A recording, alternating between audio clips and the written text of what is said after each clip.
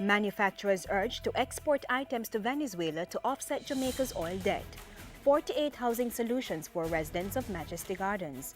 Jamaica-China Human Development Program bearing fruit. And Christmas comes alive for senior citizens and staff at the Office of the Prime Minister.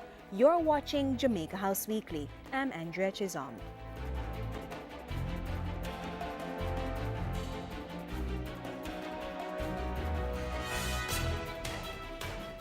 Prime Minister Portia Simpson-Miller has urged manufacturers to utilize the opportunity to get more Jamaican products into the Venezuelan market by participating in a trade compensation agreement under the Petrocaribe deal. The move would assist the country in clearing its $2.5 billion oil debt with a South American country.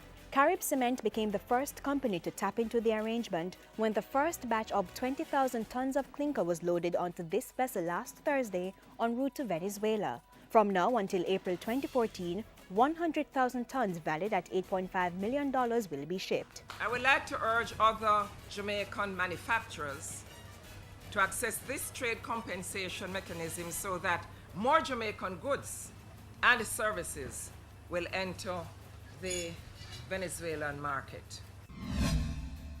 And prior to the function, the Prime Minister joined Minister of Science, Technology, Energy and Mining Philip Paulwell in Caracas, Venezuela for the Petrocaribe Heads of Government meeting.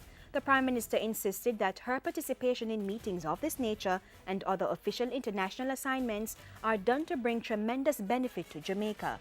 I will never say no to any country that I know Jamaica and the people of Jamaica will benefit from a visit to those countries, to those officials. Mrs. Simpson-Miller pointed to her recent visit to China, from which she said Jamaica gained tangible results. I came back with 1.6 billion Jamaican, not alone, a grant to the government and people of Jamaica. And the Prime Minister has again fulfilled a promise to offer housing solutions to persons in the inner city. The first 48 houses under the revamped Inner City Housing Program were handed over to residents of Majesty Gardens on Wednesday. Mrs. Simpson-Miller encouraged the recipients to keep their homes and community clean. Let Majesty Gardens be a model of inner city development. You can do it, and I'm expecting you to do it, and I know you can. Do it for your children. Do it for yourself. The residents have since renamed the National Housing Trust development Portia Simpson-Miller Meadows. Phase 1 of the development, which consisted of 16 three-bedroom and 32 two-bedroom apartment units, cost approximately $172 million. I particularly wish to thank you and your government for making possible the various study tours and exchanges which have taken place during this year.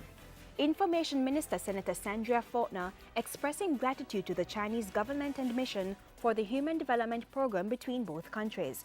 Since the start of the year, more than 100 Jamaicans have benefited from the program in a number of areas, including agriculture, investment, industry, and energy. On Thursday, Senator Faulkner participated in a symposium with participants of the Chinese Human Resource Development Cooperation. It is a useful means of gauging beneficiary experience, which I'm sure will provide the mission and the Chinese government with information to accurately plan for future exchanges. Jamaica and China established diplomatic relations in 1972.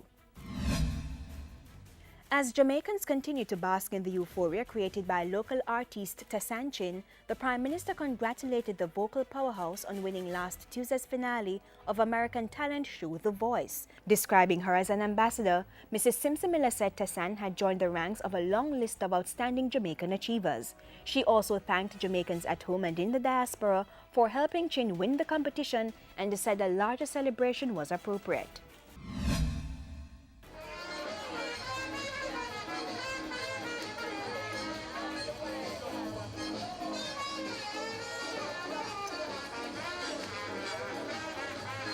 A festive mood and light moment with the Prime Minister as she spread some good cheer to senior citizens at a treat at Vale Royal. While thanking them for paving the way for the younger generation, the Prime Minister feted them with gifts. As we look to the celebration of the birth of our Master, I felt that it was important that we gather our seniors, some of our seniors, particularly those in homes, to share a few moments with us here at Vale Royal. Here, here, here. And Mrs. Simpson Miller also reached out to the staff of the Office of the Prime Minister during a function on Friday. I wish for all of you and members of your family a peaceful and restful Christmas. And I pray that for next year, you will all reap success, not only for yourselves, but for members of your family. And that's it for this week's edition of Jamaica House Weekly. Join us next week for the latest from the Office of the Prime Minister.